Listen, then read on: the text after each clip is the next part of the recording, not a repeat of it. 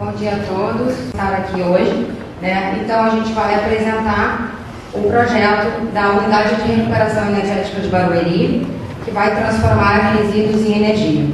Esse empreendimento está em fase de licenciamento ambiental em São Paulo. Nós já temos a licença prévia e estamos buscando a licença de instalação. Vamos lá então. A gente começa com uma questão que é de todos nós. É do poder público, é da empresa, é de todo mundo que consome, todo mundo que gera, todo mundo que descarta e que precisa encaminhar isso. Precisam se preocupar com mais de uma etapa apenas. Nosso cenário nacional simplesmente é de aumento da população, um crescimento de lixo muito superior, enorme, e a necessidade de atender a Política Nacional de Resíduos Sólidos. Atualmente, a região ainda tem um grande problema, que o aterro sanitário que destina os resíduos está com a capacidade de recebimento quase esgotada. Ele só tem mais de 3 a 5 anos de vida útil. Por isso, e outros motivos também, a cidade buscou uma alternativa pioneira e está trazendo para o Brasil um projeto tecnológico inovador, que vai transformar resíduos em energia. É importante também acrescentar que a cidade também busca economia. Atualmente, para destinar nesse aterro sanitário em Santana de Parnaíba, a Prefeitura de Barueri gasta R$ 115 por tonelada de resíduo. Com a URI, nesse local, ela vai gastar R$ 79,80. Então, é uma economia de 20% nesse caso. O que a gente tem com relação aos aterros sanitários? Uma escassez de locais adequados e de enorme dificuldade de licenciamento desses novos locais. Isso gera um alto custo financeiro e ambiental. Os locais estão cada vez mais distantes, então a gente precisa de transporte, que o transporte atenda a essa grande distância.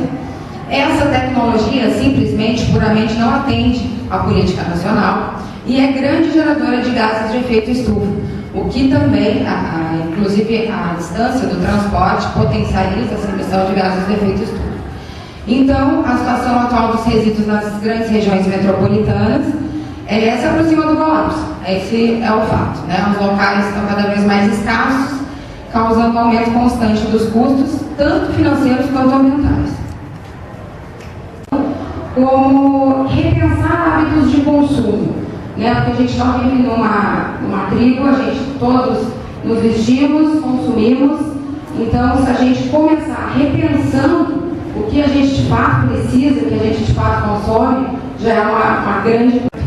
Nesse mesmo artigo 9º, onde a Política Nacional coloca essas diretrizes e prioridades, no inciso 1º, a lei fala que poderão ser utilizadas tecnologias visando a recuperação energética de resíduos sólidos urbanos, desde que tenha sido comprovada a sua viabilidade técnica e ambiental e com a implantação de programas de monitoramento de emissões de gases tóxicos aprovado pelo órgão ambiental. Aqui é um esquema interessante que a gente está buscando pensar de forma cíclica com relação aos resíduos, onde as coisas são reaproveitadas, onde as coisas retornam, onde há transformação. E não mais pensar no resíduo de uma forma linear. Eu compro, consumo, descarto e jogo fora. Ponto. Acabou, sumiu, enterrou. Então a gente coloca aqui, vamos começar ali por baixo. É a exploração da matéria-prima, né, que é encaminhada para a indústria, que utilizando mão de obra, maquinário e energia, transforma em produtos. Muitos produtos que a sociedade precisa consumir. É só a gente pensar, por exemplo, quantos celulares a gente tem ou teve. Pelo menos uns 3 ou 5 cada um, quando não muito mais, né? Então, o consumo exagerado, principalmente no último século, desenfreado, a gente pode dizer isso. A partir do momento que a gente consome, a gente precisa descartar, a gente precisa encaminhar.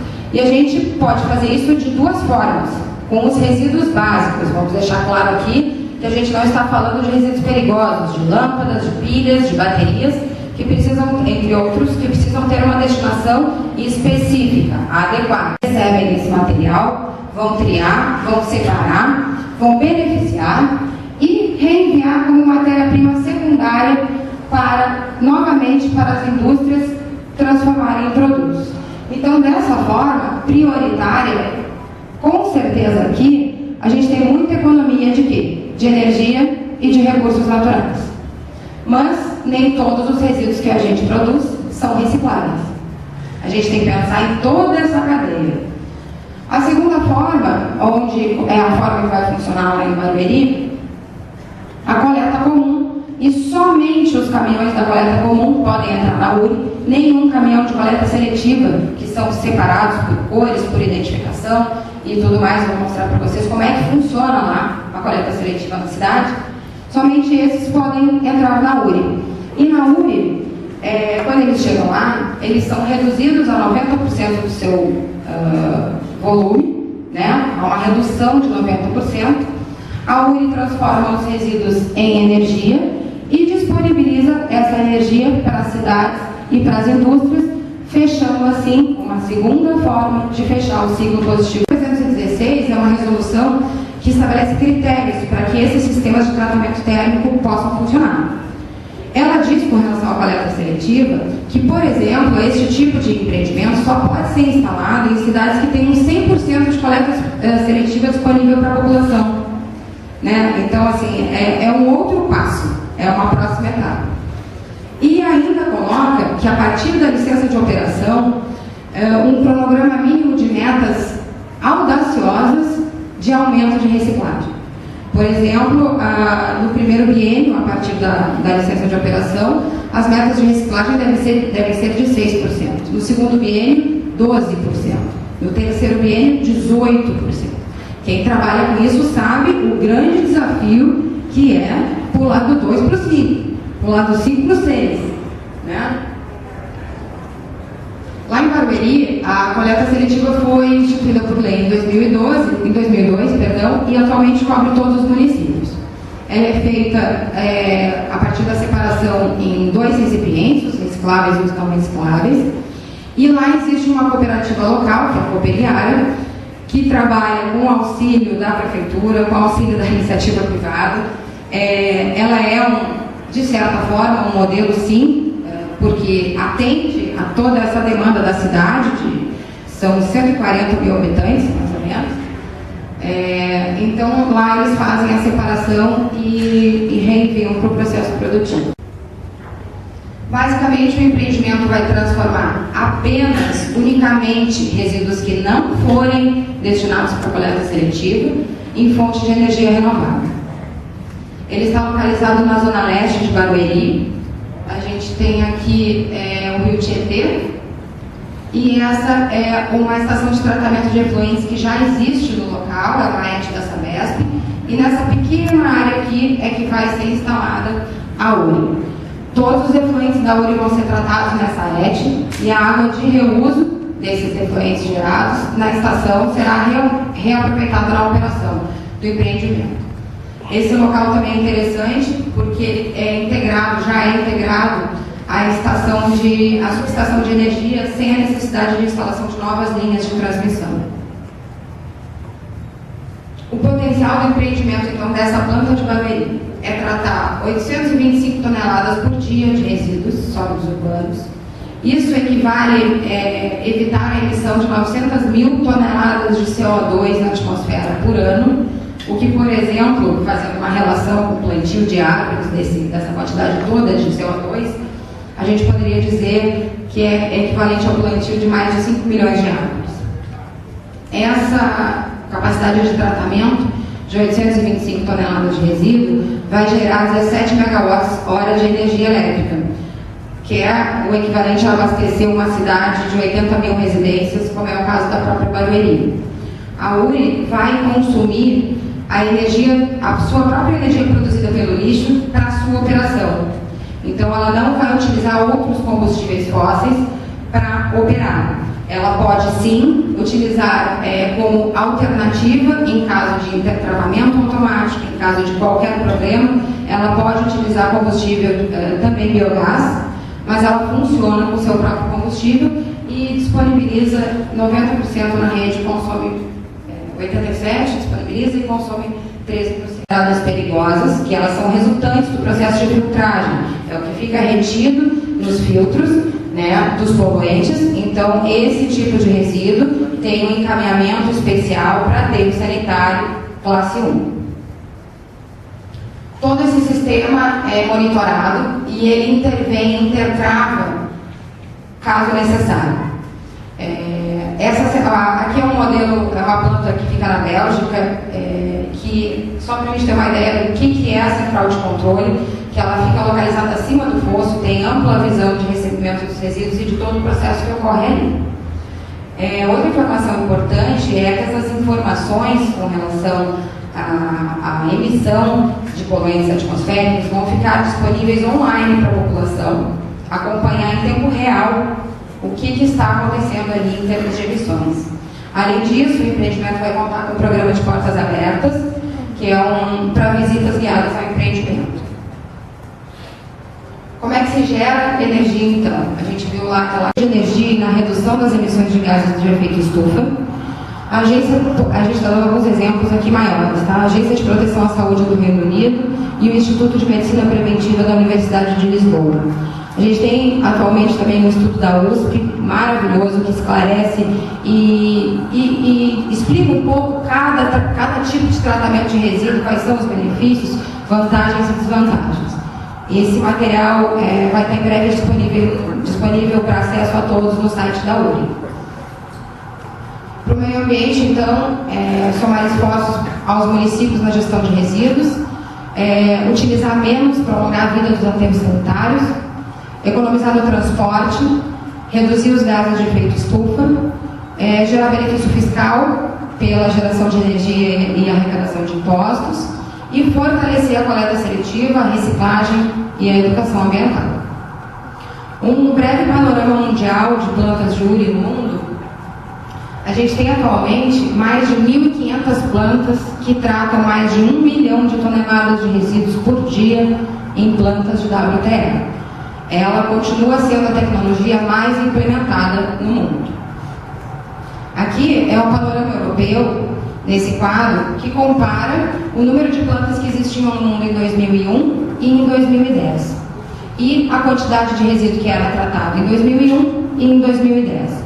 A gente pode reparar que os únicos 2 países citados aqui que reduziram o número de plantas aumentaram o número de resíduos tratados, que é a França e a Dinamarca.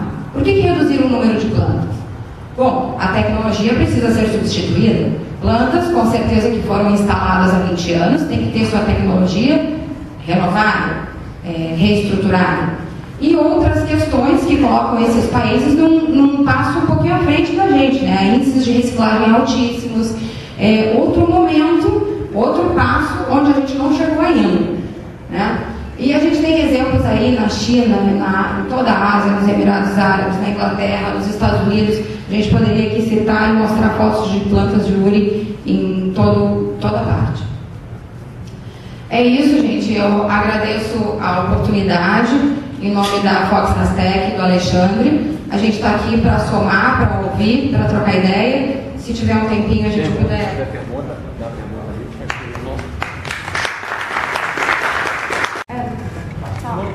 Não, pode falar. Não, posso falar. Meu nome é Jean Charles, eu sou de Petrópolis, do Conselho do Meio Ambiente, também da organização da Cora Conferência, que vai ter lugar. Esse projeto é maravilhoso, eu tenho um sonho. Você apresentou aí, é um sonho.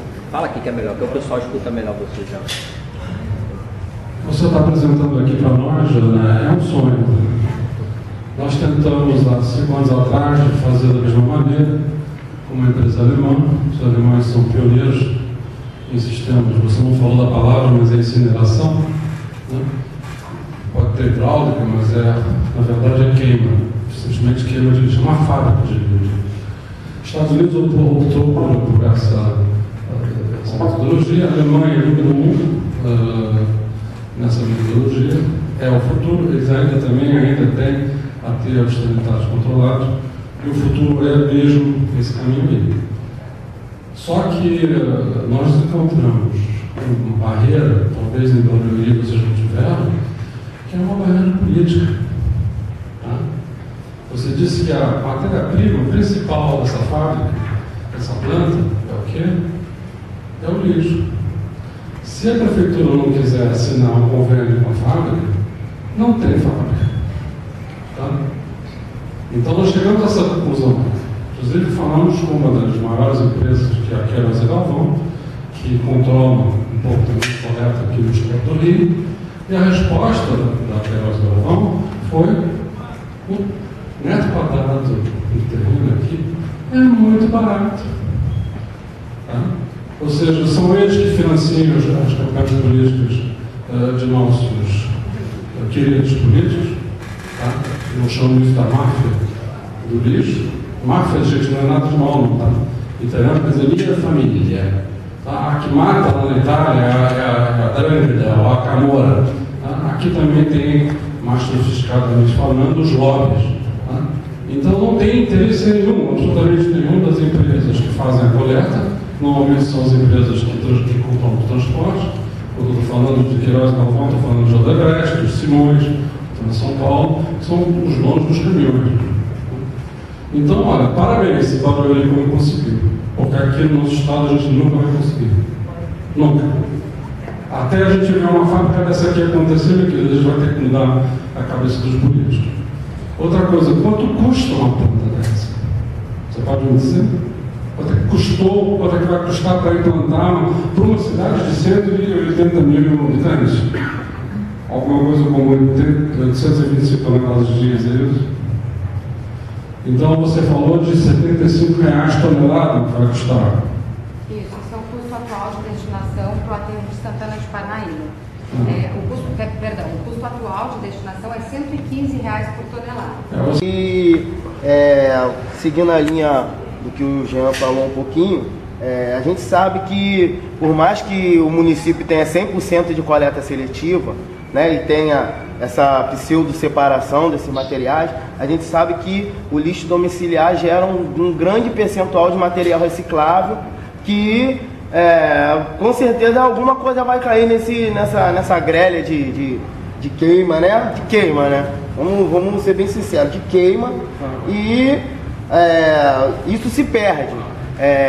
Lá vocês têm essa preocupação mesmo, igual você falou, que tem um compromisso, essa coisa toda, mas você saberia predizer, ou quando começar a funcionar, o quanto do percentual de material reciclado se perde e vai no meio dessa queima? Isso acontece muito.